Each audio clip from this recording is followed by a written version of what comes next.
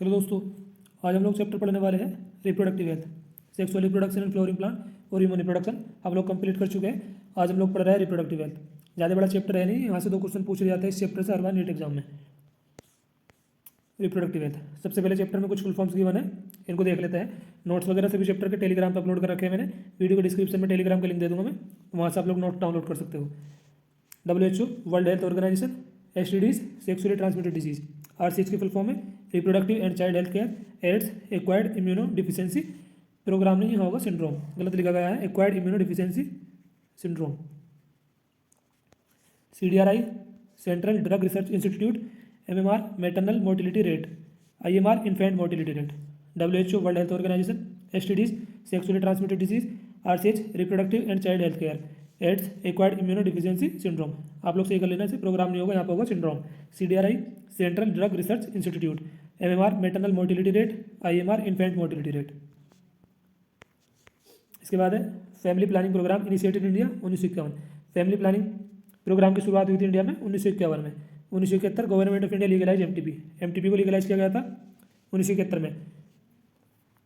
1951 family planning programme initiated in India. India में family planning programme की शुरुआत हुई थी 1951 में।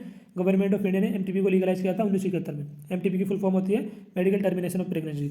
रिप्रोडक्टिव हेल्थ WHO के अनुसार रिप्रोडक्टिव हेल्थ का मतलब है कि पर्सन फिजिकली, इमोशनली, बिहेवियरली और सोशली बिल्कुल फिट होना चाहिए। According to WHO reproductive health mean a total well being in all aspect of reproduction, physical, emotional, behavioural और सोशल। इसके बाद है एमनियोसेंटेसिस। इसमें WB फीटस के आसपास के फ्लूइड को, जिसे एमनियोटिक फ्लूइड बोला जाता है, उसको निकालकर क्रोमोसोमल पैटर्न को एनालाइज किया जाता है। अगर सेक्स में हमें दिख रहा है सेक्स क्रोमोसोम, अगर XX है तो लड़की पैदा होगी, यदि XY है तो लड़का। इसी के मिसयूज को देखते हुए इसको बैन कर दिया गया, ban to prevent female foeticide. कन्या भ्रूण हत्या को रोकने के लिए एमनियोसेंटेसिस को बैन कर दिया गया। इसका मिसयूज होने लगा था अनबॉर्न चाइल्ड के सेक्स को पता लगाने के लिए। क्रोमोसोमल पैटर्न को देखकर यदि XX है सेक्स क्रोमोसोम तो गर्ल्स पैदा होगी, और SY है तो लड़का। एमनियोसेंटेसिस के द्वारा कुछ जेनेटिक डिसऑर्डर को भी पता लगाया जा सकता है, जैसे Down syndrome, haemophilia, sickle cell anaemia. इसके बाद है contraceptive method. Contraceptive method help to prevent unwanted pregnancies. Unwanted pregnancies को रोकने के लिए इन मेथड्स का यूज किया जाता है। एग्जाम्पल है कॉन्ट्रासेप्टिव मेथड के, जैसे बेरियर मेथड, कुछ नेचुरल मेथड है, नेचुरल और traditional method, barrier method, IUDs intra uterine devices, OCPs oral contraceptive pills, injection और इम्प्लांट, और सर्जिकल मेथड। कॉन्ट्रासेप्टिव मेथड का यूज अनवांटेड प्रेगनेंसीज को रोकने के लिए किया जाता है। ये सारे के सारे एग्जाम्पल से कुछ कॉन्ट्रासेप्टिव मेथड के, नेचुरल और traditional method, barrier method, intrauterine devices, oral contraceptive pills, injection और इम्प्लांट, सर्जिकल और स्टेरिलाइजेशन मेथड। एक एक करके इन सभी के बारे में पढ़ते हैं। प्रेगनेंसी को रोकने के लिए कुछ नेचुरल मेथड के एग्जांपल है, जैसे पेरियोडिक एब्स्टिनेंस, विड्रॉल और coitus interrupts, lactation, amenorrhoea. Couple avoid coitus from 10 से 17 days of the menstrual cycle when ovulation could be expected. इस टाइम पे कपल को 10 से 17 days of the menstrual cycle, जब ओव्यूलेशन का चांस ज़्यादा हो तो उस टाइम पे कोइटस नहीं करना चाहिए। विड्रॉल और coitus interruptus, penis withdrawal just before ejaculation to avoid insemination. Penis को विड्रॉल कर लिया जाता है इंसेमिनेशन से पहले। Lactation, amenorrhoea, ovulation does not occur during intense lactation following parturition. Parturition के बाद लैक्टेशन के समय ओव्यूलेशन नहीं होता। तो नेचुरल और ट्रेडिशनल मेथड के एग्जांपल से पेरियोडिक एब्स्टिनेंस, विड्रॉल और coitus interrupt, lactation, amenorrhoea. Periodic abstinence, इसको फर्टाइल पीरियड बोला जाता है। यहाँ पर फर्टिलाइजेशन के चांस बहुत ज़्यादा होते हैं इस टाइम, इसे फर्टाइल पीरियड बोला जाता है, पेरियोडिक एब्स्टिनेंस को। इसके बाद है बेरियर मेथड। बेरियर मेथड के द्वारा ओवम को और स्पर्म को प्रिवेंट किया जाता है फिजिकली मिलने से। Ovum and sperm are prevented from physically meeting with the help of barrier. Condom available for both male and female. Barrier method में आ जाएंगे कंडोम जो अवेलेबल होते हैं मार्केट में, मेल और फीमेल के लिए अवेलेबल है। कंडोम बने होते हैं थिन रबड़ के और लेटेक्स शीट के। ये पेनिस को कवर करते हैं मेल में, condom cover penis in male, और वेजाइना और सर्विस को कवर करते हैं फीमेल में। बेरियर मेथड में कंडोम आते हैं और ये अवेलेबल है मार्केट में बोथ मेल एंड फीमेल दोनों के लिए। कंडोम बने होते हैं थिन रबड़ के और लेटेक्स शीट के। पेनिस को कवर करते हैं ये मेल में, और वेजाइना और सर्विस को कवर करते हैं फीमेल में। डायफ्राम, सर्वाइकल कैप और वोल्ट्स, ये सिर्फ फीमेल के लिए यूजेबल है। डायफ्राम, सर्वाइकल कैप और वोल्ट्स ओनली फॉर फीमेल्स, ये सिर्फ फीमेल के लिए यूजेबल है, और ये सर्विक्स को कवर करते हैं ड्यूरिंग कोइटस। रबड़ के बने होते हैं और ये रीयूजेबल होते हैं।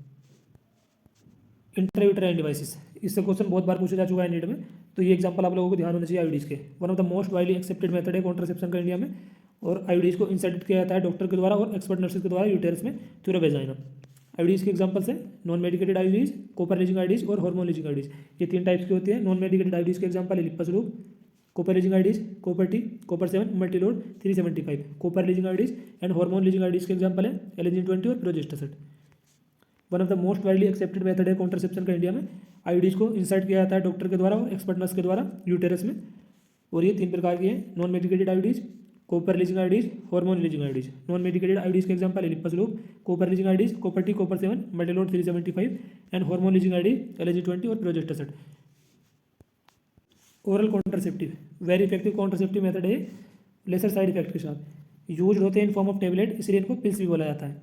और ये बनी होती है प्रोजेस्टेरोन और प्रोजेस्टेरोन ईस्ट्रोजन के कॉम्बिनेशन से। ये इनहिबिट करती है ओव्यूलेशन को एंड इम्प्लांटेशन को, retard the entry of sperm, sperm की एंट्री को भी रिटार्ड करती है। ओसीपीज ये एग्जांपल है ओरल कॉन्ट्रासेप्टिव का। ओरल कॉन्ट्रासेप्टिव पिल सहेली, इसको डेवलप किया गया CDRI लखनऊ के द्वारा, central drug research institute. Non steroidal है प्रिपरेशन में एंड 1 से वीक पिल, हफ्ते में एक बार ली जाने वाली पिल है सहेली। सहेली को डेवलप किया गया CDRI लखनऊ के द्वारा, प्रिपरेशन में नॉन स्टेरॉइडल है, 1 से वीक पिल है। तो ये पॉइंट आप लोग इसके बारे में ध्यान रखना। Surgical method also called irreversible sterilisation method. Surgical method जो होता है इरिवर्सिबल होता है। इसमें आता है vasectomy, tubectomy. Vasectomy sterilisation procedure in the male is called vasectomy. Sterilisation procedure in male, male में स्टेरिलाइजेशन प्रोसीजर को बोला जाता है वेसेक्टोमी, एंड फीमेल में tubectomy. Sterilisation procedure in female is called tubectomy. Vasectomy में क्या होता है, small part of vas deferens, vas deferens का एक स्मॉल पार्ट को रिमूव कर दिया जाता है या बांध दिया जाता है through a small incision in the scrotum. Scrotum में एक चीरा लगाकर वाज डिफरेंस के एक पार्ट को या तो रिमूव कर दिया जाता है या बांध दिया जाता है। ऐसे इसमें small part of the fallopian tube remove कर दिया जाता है through a small incision in the abdomen. Abdomen में चीरा लगाकर small part of fallopian tube को रिमूव कर दिया जाता है या बांध दिया जाता है। इरिवर्सिबल सर्जिकल मेथड, जिन्हें इरिवर्सिबल स्टेरिलाइजेशन मेथड भी कहा जाता है। सर्जिकल मेथड के हैं 2 प्रकार, वेसेक्टोमी मेल के लिए और ट्यूबेक्टोमी फीमेल के लिए। वेसेक्टोमी में क्या होता है, स्क्रोटम में एक चीरा लगाकर small part of vas difference के एक पार्ट को या तो रिमूव कर दिया जाता है या बांध दिया जाता है। एनसीईआरटी में इसका डायग्राम दिखा रखा है वेसेक्टोमी का और ट्यूबेक्टोमी का, आप लोग उसको देख लेना एक बार, वहाँ पर आप लोगों को क्लियर हो जाएगा। यहाँ पे small part of the fallopian tube remove या बांध दिया जाता है through a small incision in the abdomen. Abdomen में एक चीरा लगाकर फेलोपियन ट्यूब के पार्ट को रिमूव कर दिया जाता है या बांध दिया जाता है। एनसीईआरटी में आप लोग डायग्राम देखोगे तो आप लोगों को क्लियर हो जाएगा। MTP medical termination of pregnancy, intentionally या वॉलंटरी टर्मिनेट करा जा रहा है अगर प्रेगनेंसी को तो उसे बोला जाता है medical termination of pregnancy. MTP essential हो जाती है सर्टेन केसेस में, यदि प्रेगनेंसी को कंटिन्यू रखना फेटल हो रहा है मदर के लिए, फीटस के लिए या मदर फीटस दोनों के लिए अगर घातक हो तो इस प्रकार की प्रेगनेंसी को MTP द्वारा हटा दिया जाता है। MTP को लीगलाइज किया गया था इंडिया में 1971 में विद स्ट्रिक्ट कंडीशन, और इसको सेफ माना गया है फर्स्ट ट्राइमेस्टर तक या up to 12 week of pregnancy के 12 वीक तक या फर्स्ट ट्राइमेस्टर तक मेडिकल टर्मिनेशन ऑफ प्रेगनेंसी को कराना सेफ माना गया है। सेक्सुअली ट्रांसमिटेड इन्फेक्शन, इन्हें बोला जाता है रिप्रोडक्टिव इन्फेक्शन और इनको ही बोला जाता है venereal disease. Sexually transmitted infection, reproductive tract infection या फिर वेनरल डिजीज, कुछ भी लिखा हुआ है एग्जाम में तो समझ लेना एक ही बात है। सेक्सुअली ट्रांसमिटेड इन्फेक्शन लिखा हुआ जाए या आ जाएगा रिप्रोडक्टिव ट्रैक्ट इन्फेक्शन या आ जाएगा वेनरल डिजीज। एग्जाम्पल है वेनरल डिजीज के कुछ, gonorrhoea, HIV, AIDS, syphilis, genital herpes, hepatitis B, trichomoniasis, chlamydiasis, genital warts. Among this HIV is the most dangerous. जितनी भी सेक्सुअली ट्रांसमिटेड डिजीज लिख रखी है यहाँ पे मैंने, इनमें सबसे ज़्यादा जो डेंजरस है वो है AIDS, HIV, except for HIV, hepatitis B और जेनिटल हर्पीज। HIV को छोड़कर, हेपेटाइटिस B को और जेनिटल हर्पीज, इन तीनों को छोड़कर जितने भी बाकी सेक्सुअली ट्रांसमिटेड इन्फेक्शन है सारे के सारे कंप्लीटली क्यूरेबल हैं यदि अर्ली डिटेक्ट हो जाए और इनको ट्रीट करा जाए प्रॉपरली। लेकिन HIV, हेपेटाइटिस B और जेनिटल हर्पीज ये नॉन क्यूरेबल है, इनका इलाज नहीं, अगर एक बार हो गया तो हो गया।